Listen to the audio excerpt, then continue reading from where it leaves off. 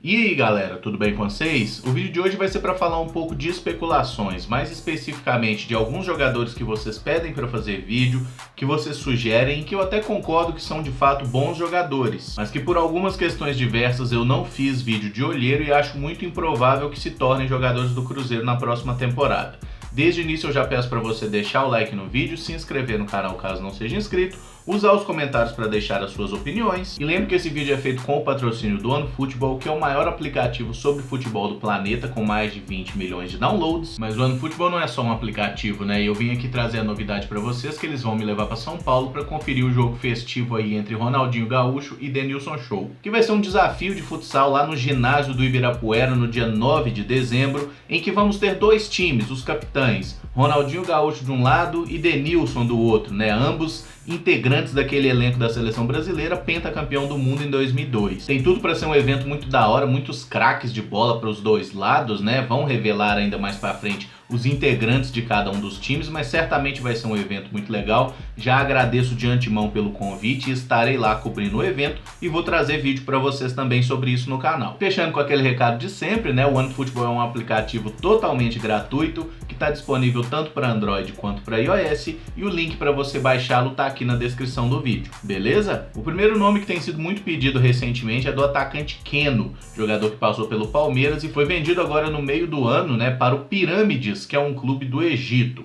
Vale ressaltar que esse clube ele é do Egito, mas o investimento dele, o proprietário do clube, é da Arábia Saudita. Então é um dinheiro forte que vem lá da Arábia Saudita e eles pagaram pelo Keno 10 milhões de dólares para tirá-lo do Palmeiras, o que dá aproximadamente 8 milhões e meio de euros, até um pouquinho a mais que isso. Qual é a situação do Keno? Ele tá jogando muito bem lá, ele tem 11 jogos, marcou 8 gols e deu 3 assistências pelo clube do Egito. Mas financeiramente eu não vejo nenhuma possibilidade dele querer voltar pro Brasil tão cedo, já que ele tá ganhando um salário maravilhoso lá. Ele foi jogar no Egito por quê? Porque ele queria ver pirâmide? Não, ele foi pra lá porque os caras estão pagando muito dinheiro. Então eu não acho que o jogador tenha interesse em voltar ao Brasil tão logo, pelo menos baixando, né, a sua pedida salarial. Se ele quiser voltar, ele vai querer manter o patamar que ele ganha lá, o que não é realista para clubes brasileiros pagarem. E o próprio clube também não tem por que vender o jogador, não tem por que abrir mão dele com tão pouco tempo. O cara chegou, não tem nem 6 meses de clube e tá jogando bem, por que eles o venderiam tão cedo? Então por isso eu não fiz vídeo de olheiro sobre o Keno, acho que não tem chance da gente fazer essa contratação, mesmo achando que ele de fato é um bom atacante e casaria muito bem no nosso elenco. Outro atacante muito pedido, muito citado, jogador que vem fazendo uma Libertadores de destaque é o Benedetto, atacante do Boca Juniors. Até o momento que eu faço esse vídeo ele soma 9 jogos na temporada, tem 3 gols marcados e 1 assistência. Engraçado que os 3 gols foram justamente aqueles 3 contra o Palmeiras, né? Tô fazendo vídeo na sexta, não sei o que aconteceu no primeiro clássico Boca e River aí da final da Libertadores. O atual valor de mercado do Benedetto lá no Transfermarkt é de 10 milhões de euros. O valor da cláusula de rescisão dele é de 22 milhões. E vale ressaltar que o Benedetto ele estava inclusive jogando pela seleção argentina antes de sofrer uma lesão, né, ruptura de ligamento do joelho no final de 2017.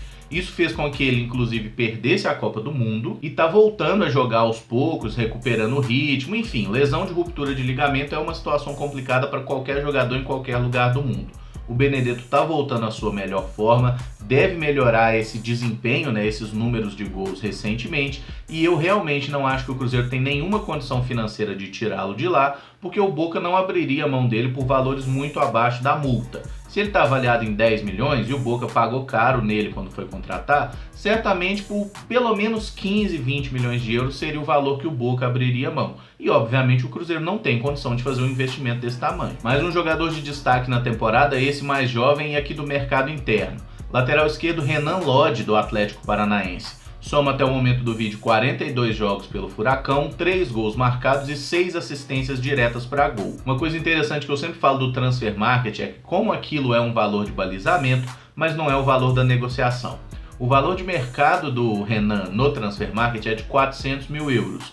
Mas a multa dele para ser negociado, a multa estabelecida em contrato com o Atlético Paranaense é de 40 milhões de euros. E conhecendo o histórico de negociações do Atlético Paranaense, é lógico que eles não vão exigir a multa. 40 milhões de euros ninguém vai pagar nesse jogador. Mas conhecendo o Furacão, conhecendo o Petralha, que é o mandatário deles, podem ter certeza que seria um jogador extremamente caro para tirar de lá.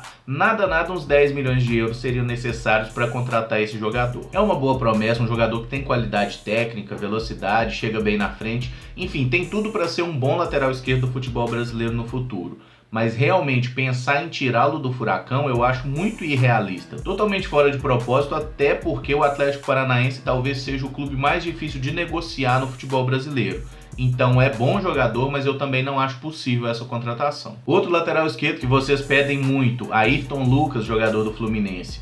É bom lateral, jogador de velocidade, chega bem na frente, faz boa temporada pelo Flu, mas o Ayrton já teve algumas propostas altas recusadas pelo Fluminense, inclusive vindas do futebol europeu. As estatísticas que encontrei dele nem são tão boas assim, são 45 jogos e 3 assistências, eu inclusive esperava que fosse mais pelo destaque que ele tem, é um jogador que participa muito das jogadas ofensivas do Fluminense. O valor de mercado dele é de 1,5 milhão de euros lá no Transfermarkt. Em algumas notícias, inclusive, tem essa informação de que pelo Ayrton Lucas o Fluminense exige no mínimo 7 milhões de euros pelos 50% do jogador que tem direito. E inclusive o Fluminense já descartou negociá-lo com qualquer outro clube brasileiro. Esse valor só vale para o mercado externo. Isso não é uma multa, não é uma cláusula de rescisão, é um valor que o clube estabeleceu como valor mínimo para abrir negócio. Tem até uma notícia de que o Fluminense teria recusado 6 milhões de euros nele no meio do ano, mas enfim, eu acho que por 7 milhões de euros é um jogador muito caro pelo que ele já mostrou até aqui. E é um valor irrealista para qualquer clube brasileiro pagar. Talvez o Palmeiras lá com os dinheiros jorrando pode até ser, mas eu sinceramente acho que ninguém faria uma contratação de um lateral por valores tão altos assim. Outro jogador que sempre volta aí à especulação, Hernanes, né, meia que tem história muito ligada ao São Paulo, está atualmente no Hebei China Fortune, né, da China, obviamente. Clube onde ele tem contrato até o final de 2019 e soma na atual temporada 13 jogos com 4 gols e 1 assistência. O Hernanes não está brilhando na China, ele fez uma temporada espetacular em 2017 no São Paulo, né? Naqueles 6 meses que ele jogou ali, ele conseguiu mudar totalmente a história do São Paulo no campeonato e é um jogador que tecnicamente me agrada demais. No entanto, tem alguns aspectos que me parecem impossíveis de trazer esse jogador. O primeiro é a questão do salário. O Hernanes ganha aproximadamente 2 milhões de reais por mês lá na China. E para voltar para o Brasil ele teria que abrir mão de muito disso, né? E outra questão é o São Paulo. O Hernanes é um jogador que já declarou várias vezes que pretende voltar a jogar o São Paulo. E certamente se ele estiver disponível no mercado, mesmo que seja com um salário alto, o destino onde ele deve jogar é o São Paulo. O São Paulo certamente fará esforço para contar com o jogador e o São Paulo tem uma arrecadação maior que a do Cruzeiro. Então justamente por isso eu acho muito improvável que esse jogador venha para cá, até porque se ele estiver disponível, ele certamente vai ter também uma oferta do São Paulo na mesa. E eu acredito que ele, sempre que tiver uma proposta de São Paulo com qualquer outro clube brasileiro, ele vai optar pelo tricolor paulista. Uma especulação velha e chata pra caramba é do Pedro Rocha, né? Jogador que teve uma passagem importante no Grêmio, que está no Spartak Moscou desde o meio de 2017. O Pedro Rocha está encostadão lá, nessa temporada inclusive ele apenas entrou em 2 partidas, não marcou gol, não deu assistência. Somando a temporada passada e a atual, ele tem apenas 16 jogos pelo clube russo, com 1 gol marcado e 2 assistências. O contrato dele na Rússia é até o meio de 2021, valendo ressaltar que o Spartak comprou ele do Grêmio por absurdos 12 milhões de euros. Foi uma compra muito, digamos assim, super valorizada pelo clube russo, que certamente está bem decepcionado pelo pouco que o jogador conseguiu entregar até aqui e particularmente eu só pensaria nessa contratação se houvesse uma disponibilidade de trazê-lo por empréstimo. Isso inclusive foi falado em alguns jornais e tudo, até no mês passado veio forte essa especulação, mas não tem nada fechado até aqui. Se for possível trazer o Pedro Rocha por empréstimo, pagando só o salário, acho que é uma boa. Acho que é um jogador que pode ser interessante, pode recuperar o seu futebol. Agora, comprá-lo em valores tão altos como foi falado lá em maio, junho, né, que o Cruzeiro pagaria 10 milhões de euros nele, isso para mim seria uma imensa cagada, é um jogador que não vale isso. Inclusive no Transfermarkt o atual preço de mercado dele é de 3 milhões e meio de euros. Mas nem por isso eu compraria, é um jogador que está jogando muito mal, está totalmente sem espaço, e jogador que está sem espaço em um clube respeitável da Europa como é o Spartak, não é porque o técnico não gosta dele, tá? É porque o cara tá mal mesmo, e a gente tem que admitir que se o jogador tá mal, a gente contratar um cara desse é para tentar recuperar. E aí você não pode gastar muito dinheiro num jogador que você vai ter que recuperar. E o último jogador dessa lista vai ser o Mateuzinho, né? Jogador que disputa aí atualmente a Série A pelo América, cria da categoria de base do Coelho.